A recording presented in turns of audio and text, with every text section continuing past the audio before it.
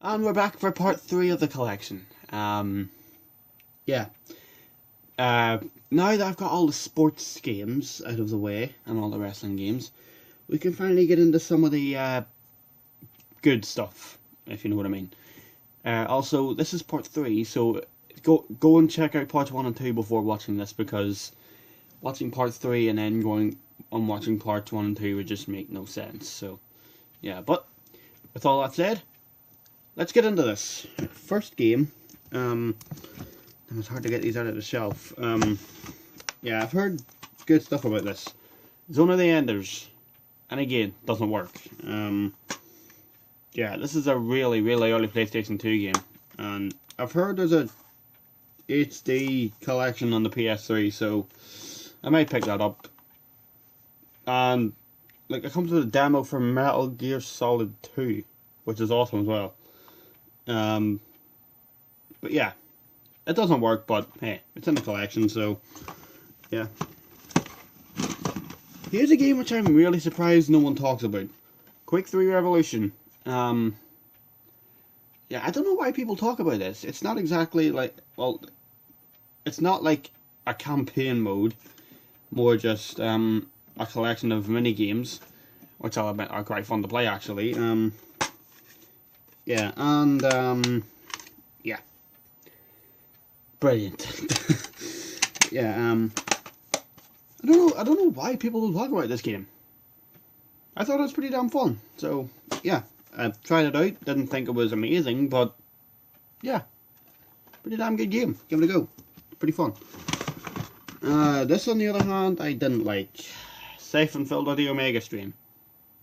I played about 5 minutes of the first mission and I just kept getting killed, so yeah. Can't really comment, but you know, it's a Siphon Filter game, and I've heard good stuff about the PS1 game, so I might try and find them, but PS1 games are very, very hard to find these days, so yeah. Yeah, as I said in like part 1, I think, most of these are complete, by the way. I'm sorry if you can't see my face. Like, the window was literally behind me, which means and the sun's out, which means it's kind of shining on my face, so which makes it kind of darker. So sorry if you can't see my face, but yeah, this is the only way I can do it now. So yeah, right. Tom Clancy's Ghost Recon, the original, I think, includes Desert Siege maps. Ooh, yeah, I think this. Yeah, this is another very early PS2 game, and you can tell by the logo, because the writing is smaller, whereas in the Siphon Filter game, it's, yeah, look at the difference in the logo, it's bigger. But yeah, this is more like a stealth army game than an actual shooter, and I'll be honest, I don't really like stealth games. That might take off a lot of Metal Gear fans, because I think Metal Gear is good, but I'm not really a fan of stealth games. But yeah, Tom Clancy's Ghost Recon, played this for about 5 minutes and it was pretty boring. So yeah. Right, series. Medal of Honor Frontline and Medal of Honor Rising Sun. Yeah, Medal of Honor Rising Sun. I've got the mission where you have to. I think I've got to like the 3rd mission. The first one is not on the boats, and I just can't get past it. I keep dying. So yeah, but Frontline, it's pretty good. But yeah, they're both really good games, and I'd recommend them. I think I've got through Frontline more, but you know, I could care less about army shooters these days. But this is a PS2 classic, and I liked it. So yeah. If I'm honest, I'd actually rather play these than play any Call of Duty game, because unlike Call of Duty back in like 2000 to 2006, these weren't chucked at us to no end. I think these two came out, and then the next one after was European Assault, because this came out 2000. When did Rising Sun come out? 2003, and then European Assault came out 2005, I think. So yeah, I think that's a 2-year gap, which is good, because they weren't chucked out to no end, unlike Call of Duty and Guitar Hero and FIFA and PES and WWE games. But yeah,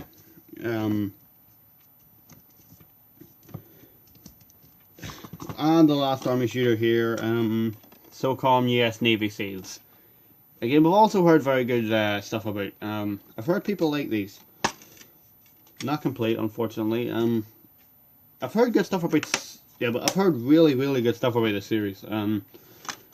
Again, it's more stealth based, and I've never been a fan of stealth games. So, yeah, but it's in the collection. It's a good game. Here's a game I am so sad that doesn't work. Well, it does work. It just jumps a lot. 007 Agent Under Fire. Yeah, I will need to get around to rebuying this because I've heard a lot of amazing stuff about James Bond games, and I'm trying to stare at the camera here, but there's a glare on the screen, which is really annoying me. But yeah, it's in the collection. 007 Agent Under Fire. It loads up. And it gets to the you know that logo with like the lion roaring in the middle of it. Don't know what it's called. It gets to that and it just jumps. Sometimes it'll load up perfectly and then it'll get to the loading screen and then just freeze. Or sometimes the game just loads up and starts playing and then just freezes. It's messed up. I'll need to rebuy this because it's a game I want to play. It's so sad it doesn't work. But yeah, moving on. Oops. True Crime Streets of LA. Played about, what, 15-20 minutes of this, and it seemed pretty good, so, yeah. It's kind of like GTA, which I've never played. Never really been into GTA, yeah. I like that disc as well. I like the look of that disc. That design is pretty nice. I think the guy you play as is a cop. Hell has been unleashed on the city of Angels by merciless gangs. Ooh. Yeah, I might properly get into this at some point, and then if I like this, maybe I'll try and get a GTA PS2 game. But yeah, it's all right. It isn't exactly GTA, but it'll do. The Matrix: Path of Neo. Again, doesn't load up. It's in. Yeah, I mean, it's an Atari game. Yeah, Atari have died. Yeah, quite badly. But, yeah, I don't remember where I got this game. I just remember always having it for some reason. Don't remember getting this game. And it looks pretty good as well, so I'll probably need to get around to rebuying it, because again, doesn't work. Yeah. Metal Gear Solid 2, Sons of Liberty. Again, as I said, with the Ghost Recon and SOCOM, I've never really been a fan of stealth games, but this is pretty good. Yeah, but, yeah. Oops. And yeah, it's luckily enough, it's the 2-disc edition, which is great, and it's complete. With like this, it's complete as well with both of them, and it's got the 2 discs, which is amazing. I found this at CEX for like what, £5 or something. But yeah, I played it, liked it. Never been a fan of stealth games, but this is pretty good. Yeah, I had fun with this. Might properly get into it at some point, but you know, people say it is very hard to get into Metal Gear Solid. Like, especially if you're starting with this, and to be honest, I can't really disagree, because the cutscenes are very, very long, and if you're not a fan of stealth games, like me, it'll probably take you a good while to properly get into this. So, yeah, but it's in the collection. I mean, I couldn't have a PS2 collection without this in it, could I? Or Tomb Raider, or SmackDown Here Comes the Pain, to be honest. But yeah, good game. Here's one I've never played, and to be honest, I don't really plan to play. Silent Hill 3. Yeah. To be honest, I've never been a fan of horror games, but I just thought I'd pick this up for collector's purposes, because, you know, doubt I'll ever play it, but yeah, it's in the collection. Back of the case is really grubby. But, like, look at that case. This case alone looks pretty damn terrifying. But I'll be honest, I do like that disc though. I do like the look of that disc. But yeah, not really a fan of horror. In fact, I haven't even put this in the PS2 to check if it works. But I doubt I ever will, to be honest. Don't even know if I've taken the disc out of the case. Well, look what the disc looks like. Wow, that is scratched. But yeah, it's in the collection. Right. Oh crap, 10 minutes. I'm going to have to get this done in under 15 minutes, this part. I'm trying to keep these all 15 minutes. Yeah, Spider-Man 2. Absolutely brilliant game. I haven't, like, properly gotten into it yet. I've played, like, the first, like, 5 or 6 chapters, and it's pretty damn good. It is really good, this game. Well, not amazing, but a lot better than the first. But yeah, great game, seriously. Pick it up, it's great. Here's a game which I bet no one has heard about. Mr. Bean! Yeah, I got this. I think someone gave me, I think a friend of mine just gave me like 8 or 9 PS2 games, and this was on it, so I tried it out thinking it was going to be pretty horrible, but to my surprise, this is not that bad. Like, it's not that bad, actually. Okay, yeah, the gameplay is pretty slow, but I had a bit of fun with this. This is alright, actually. Yeah, I think this is a late PS2 game, because you can see, there's no memory card slot. Can you see, yeah, you can see the PS2 logo engraved on that, so, yeah. Not exactly an official PS2 case, but I pretty enjoyed this. I mean, I'm looking at the back of that. The graphics, they look pretty good. Like, that screenshot there. This is alright, actually. I was really surprised by this. I actually enjoyed this quite a bit. Yeah, pick it up, give it a go. Kids Next Door. I think this is my brother's. I don't even remember playing this. I think I watched it playing once, and I can remember a few things from it, but I'll have to put it in the PS2 and play it myself, because I used to love Cartoon Network. I used to love Cartoon Network as a kid, and this is one of those shows I used to watch a lot, along with Ed, Edd and Eddy. Like, who didn't love watching Ed, Edd and Eddy? But plays all 5 Kids Next Door operatives. Yeah, just looking at the back of the box, it does look pretty enticing. Like, kind of want to get into this now. Yeah, might do a gameplay video of it. Yeah. Now here's a very, very underrated game on the PS2. Kim Possible What's the Switch? Yeah, this game is really good. Haven't got really far into it, but it is really, really good. And it's a Disney game, so yeah, Disney games are usually pretty good. It's made by BVG. I can't remember what series they made. I think there's another one on the DS. I can't remember what it's called. But there is a Kim Possible game on the DS. When did this come out? 2006? Whoa. Yeah, but yeah. Great game. Highly recommend it. Very underrated. Right, another series we have here. Crash Bandicoot Wrath of Cortex and Crash Twinsanity. Yeah, I can't really give a favourite yet, because I'm not really that far into Crash Twinsanity.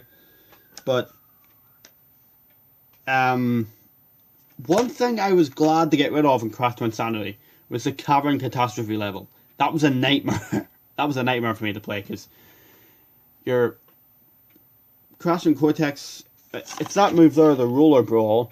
They were basically rolling around, and you had to try and maneuver them across these, like, what was it? It's kind of a little bridge, and there was nitro boxes everywhere.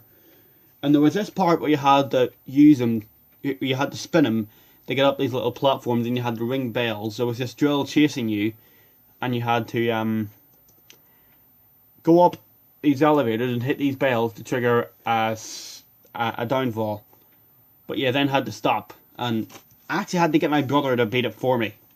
It took me that long to beat it. I was just, when I beat that level, I was so relieved to get to the rest of the game. But I am excited to get through this, because it's a good game. But I think I do prefer Wrath of Cortex, honestly. Well, so far. I'll have to finish this and then see what my favourite is. But yeah, Don't know why people don't like these games. I think they're pretty damn good. Yeah. Yeah, bad load times and bad bosses and a lot of vehicle levels, but apart from that, great game. Don't know why people don't like these. And crap, we're at 15 minutes. Right, yeah. Spent too long talking about the games. I'm not it. Right, let's just I may as well go for 20 minutes anyway. I've just put it the wrong game. Right. Ratchet and Clank 2, Locked and Loaded. I think this is called Going Commando in America. Yeah, it's a platinum version as well. Yeah, I think this is like 2004, 2003. Yeah. Yeah, good game. Fantastic, like, platformer mixed with a... Yeah, fantastic platformer. Can't say much because I'm not a Ratchet fan, but yeah. Good game. Great game.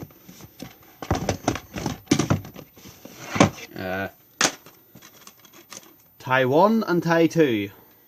Yeah, I'm not really gonna comment on these because I don't really like these too much.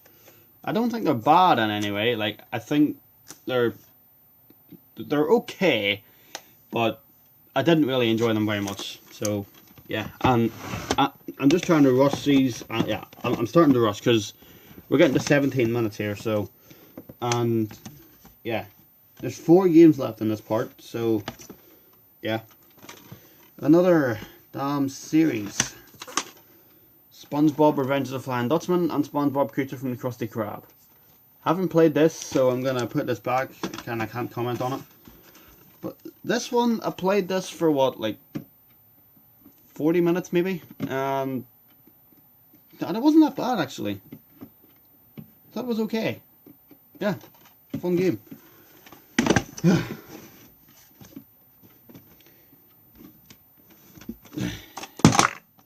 Stitch Experiment 66. Yeah. There's a sticker on the disc which is kind of annoying. I do think this game is okay. I just wish the camera wasn't so damn annoying. Because, like, I want to like this game, but the camera is just so annoying when you're trying to platform, and it gets very, very annoying. But besides that, it's an okay game. I think I actually watched my cousin play this once, like, well, I actually played this at my cousin's house, like, what, like, years ago. But yeah, this is alright. If the camera wasn't so damn annoying, I'd probably like this a lot more. I do think it's, well, not underrated, but yeah, check it out. And the last game for this part, Maximo vs. Army of Zin, which, not really too fond of, but yeah, the combat was basically just spam the square button, literally. Just spam the square button, and you'll get through. But one really funny thing I found about this is that if he takes really low damage, all his armor comes off, and he has just nothing but a pair of heart boxers, which is quite funny. But yeah, not really too fond of this, but yeah, check it out if you want. And yeah, right, that's part 3. 19 minutes. Good grief. Alright, see you in part 4.